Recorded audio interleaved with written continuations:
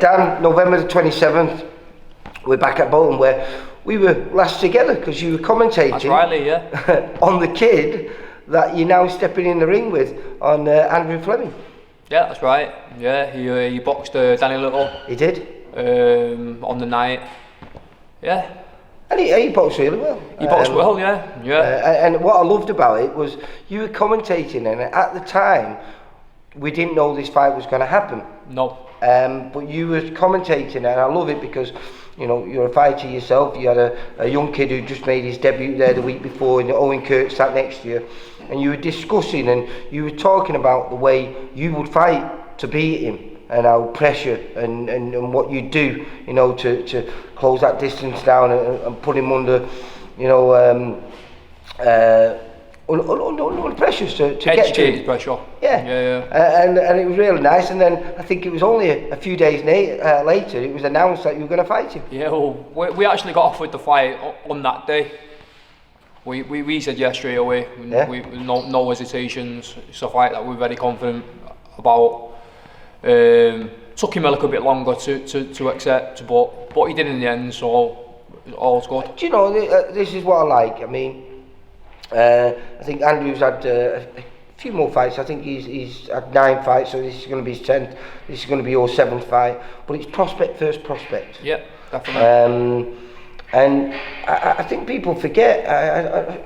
You were quite a good amateur yourself, weren't you, back in the day? I was a good amateur, Lee, yeah. But we're going back 12 years ago, aren't we? No, longer than that. We're going back 20 years, Lee. We're going back 19 years ago since I boxed as an amateur. Yeah. But you boxed as an amateur up until being about 19, were you? No, 18? 17 years 17. Old, yeah. I turned pro last amateur fight was 17. I actually got knocked out cold in the junior ABAs, the first round of the junior ABAs.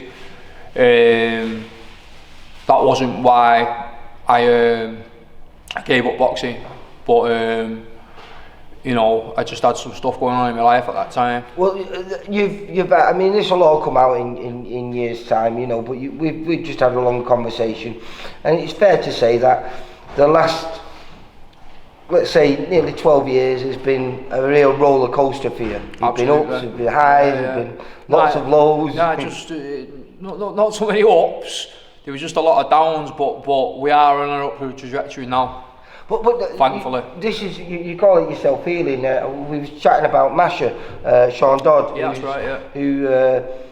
Who you remind me a lot of him because he read a book called The Secret. Yeah.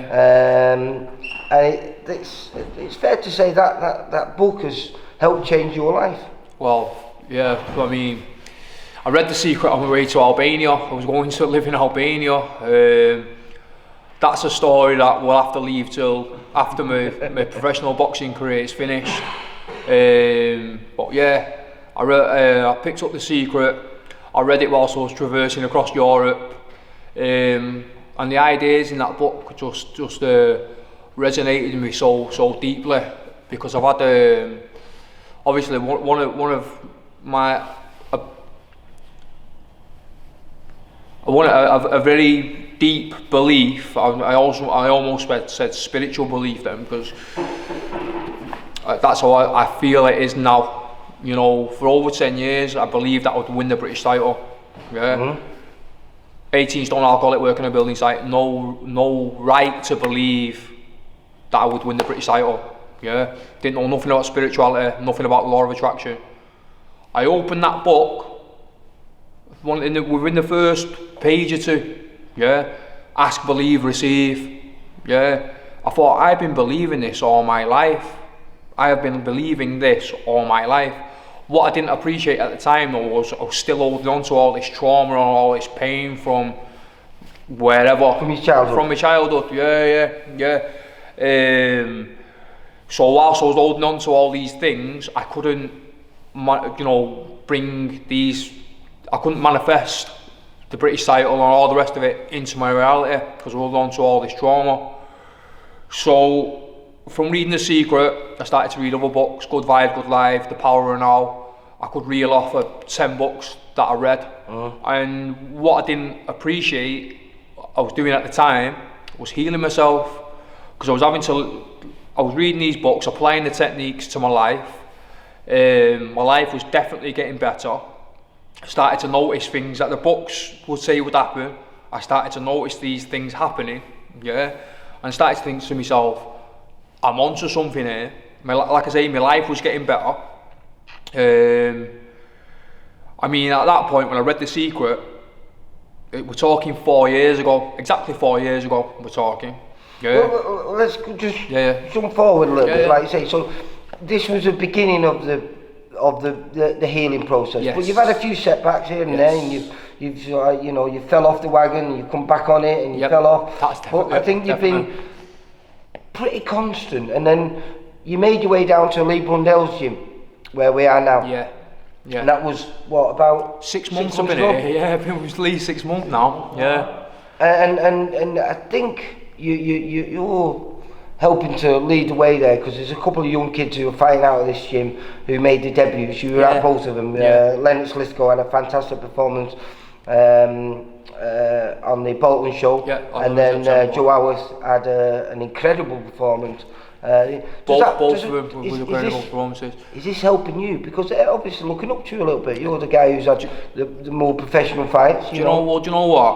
I was with Pat Barrett at Collyhurst and Moston for about 18 months, and that being with Pat and having that time there, I could never thank Pat Barrett enough for everything he did for me. Did Pat help give you the belief that dream of yours of becoming a British champion is possible?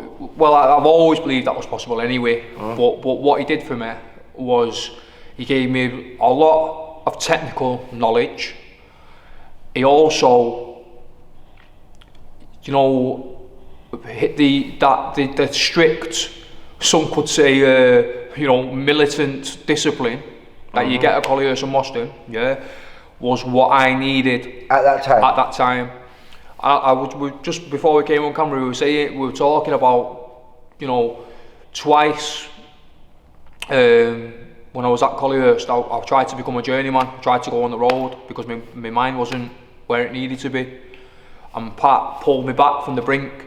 And if Pat had just let me go and said, "Go on then, Dan, you go on the road," none of this healing that we're talking about would have took place. And that was when I was at my worst. And then fast forward 12 months, I'd done pure healing. I'd raised my vibration like the books tell you to do. You were through various techniques, and in raising my vibration, I'd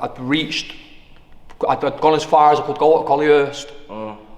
Then I came with Lee. So this is a natural progression. Natural progression, and then when I came with Lee, I didn't need that strict militant discipline anymore. I needed love, and when I came here, that's what I got. I get from Lee, and Joe and Lennox were like a family in this gym, and I'm very, very grateful to be here. And then, like I said to you, I got a lot of technical knowledge with Pat, but I was trying that hard with Pat. I was trying that hard to do it. I couldn't do it. The first day I came in here, Lee put his arm. I was shadow boxing. Lee put his arm around me and went, "Wow, Dan, calm down." He went, "I know you can do a bit. I know you can do a bit. Just relax." And the second I relaxed, like that, everything started to come. That last fight you had, because you had a good was it a second round KO or first round? Second round. Second round KO against a kid making his debut. Kyle Boothman. Which gave you great confidence. But was that under Lee, or was that still? Yeah, it was under Lee. Yeah, it was my first fight under Lee. Right. Yeah. So that's a good experience. Now going into this fight, Andrew Fleming, very good kid, 8-1. But his biggest advantage is a southpaw. A very good fat southpaw, really, really good feet, good hand movement, hand speed. But you've got Lee Brundell here. Well, that's what I'm saying, sure. Is that your secret weapon? That is absolutely my secret. Southpaw exactly. That was absolutely my secret weapon. And not just like the technical work that I get here, the way we practice our technique. Are you with me? I've been practicing how to absolutely drill a southpaw for weeks now. So and I'm really obviously looking on forward to that it. night, you know, you must have rewatched that film. Sorry, the fight with Andrew Fleming and Danny Little. Yeah, yeah. And I presume with Lee by your side, you've got in your head, you know how you can beat him. Yeah, we've been working on some very specific shots. Not just. Yeah, obviously we've been working on specific shots, but also, you know, other things. We'll just say other things. You know, and we're ready. That's all we'll say. But this is very important, like you say. You know, you need to win this fight. He needs to win this fight because the person, there's nothing. The only thing that's on the line for this is a W. Yeah, you know, there's no title, there's no nothing, but there's bragging rights. You know, I know you're not officially a VIP, but you signed with Gary Russell, who works. He's Steve Wood's right hand man. That's right, yeah. So you know, whoever wins this fight is going to get that next step first. You know, to that next level, which I presume at some point, if you do come to this fight, what you were talking about there, British title level, this is going to elevate you towards that, or certainly at least the central area title. Yeah. Which is, you know, the central area is the first rung on the title.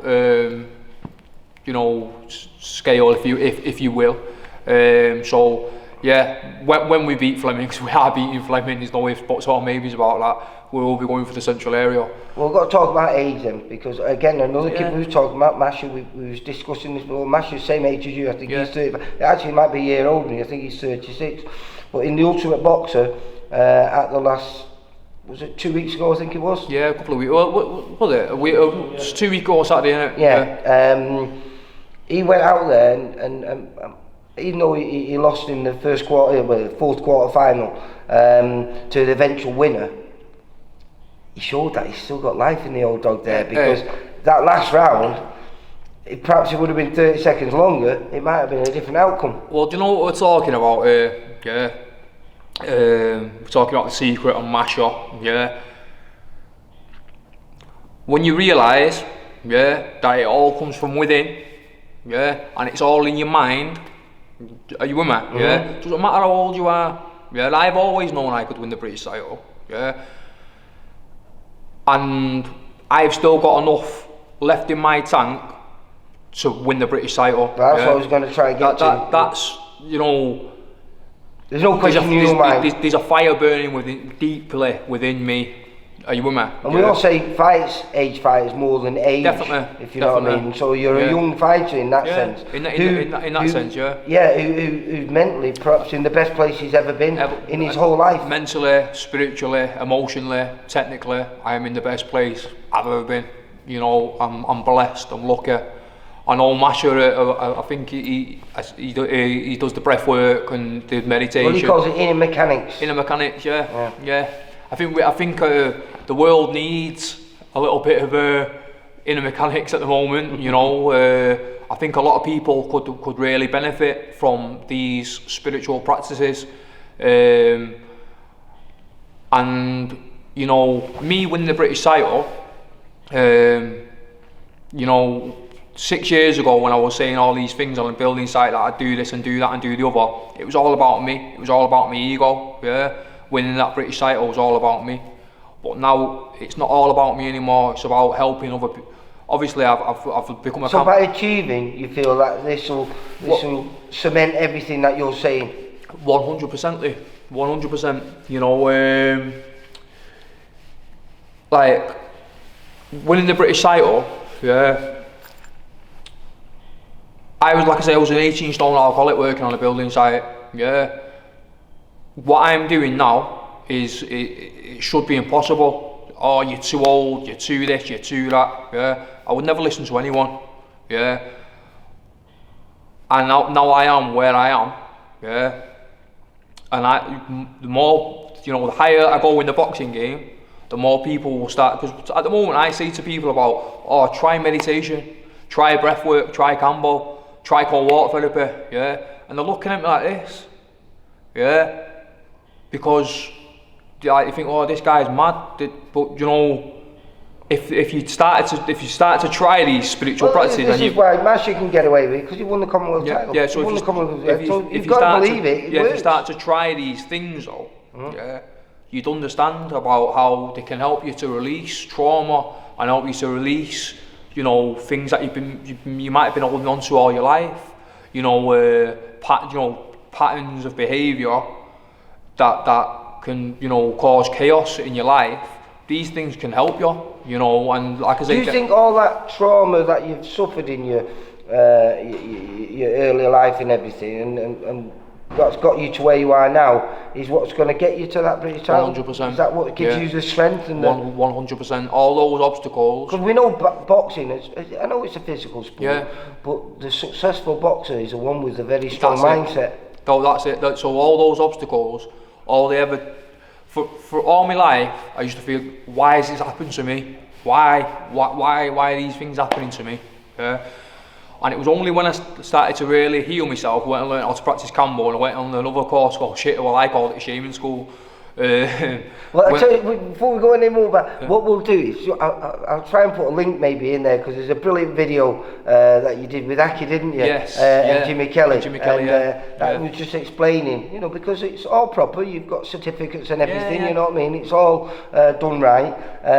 But I know you're a great believer, Jimmy's a great believer, and there's a lot of other people who are, and they can perhaps get an insight into the you know, Kambo and what it can do for you. Yeah. But when I started to learn these things, I started to see all the obstacles in my life. Instead of feeling like they were happening to me and there was some bad thing, once I started to heal myself, I could see what they were really for.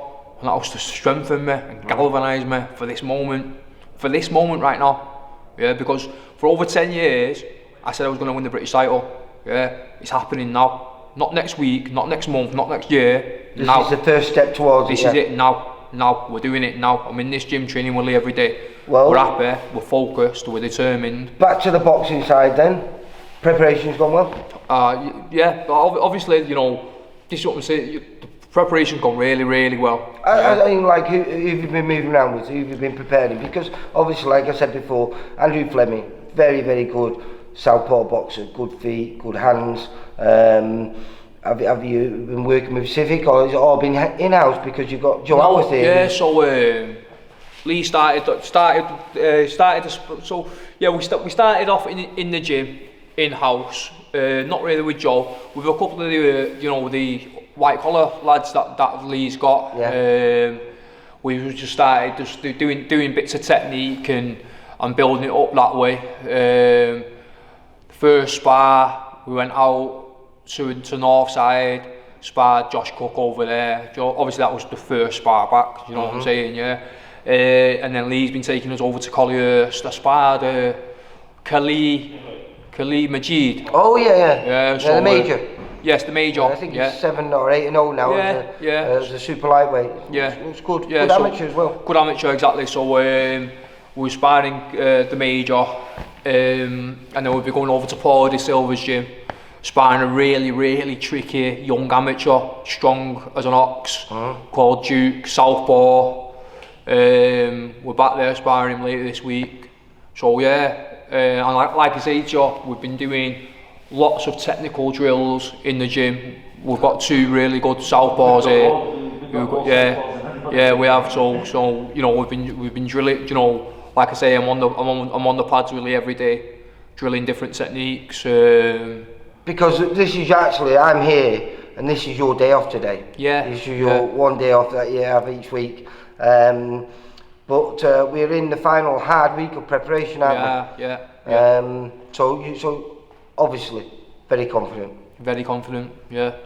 Well, do you know? I think we'll leave it at that, because I'm going to catch up with Andrew Fleming later on tonight. He's sparring down at the VIP gym, so I'm going to get his take on it. But obviously he's going to be confident. He believes he can win. But does he really believe he can win though? Does he really? I don't. You all boxers, if you go into a fight with any doubt, you're silly, aren't you? But I do believe that this has just been elevated to top of the bill now, you know, Yes, because yeah. it was going to be Jack Flatley, but And I've got a right old firm coming, let me tell you, a right old firm of good kids, mate. So it's gonna be, yeah, we're looking forward to it. well, I really am, because I love it when prospect meets prospect. Always brings something to the table. It's a bit like a central area fight, you know. They always bring something that perhaps they didn't before, because A bit of it's not spice. just a win. It's a rung up the ladder, and it's a rung up the ladder, isn't it? Yes. So good luck. Thank you, Lee. And all I can say is may the best man win. Yes. Dan, you take care, kiddo. You too. Thank Bye. you, Lee.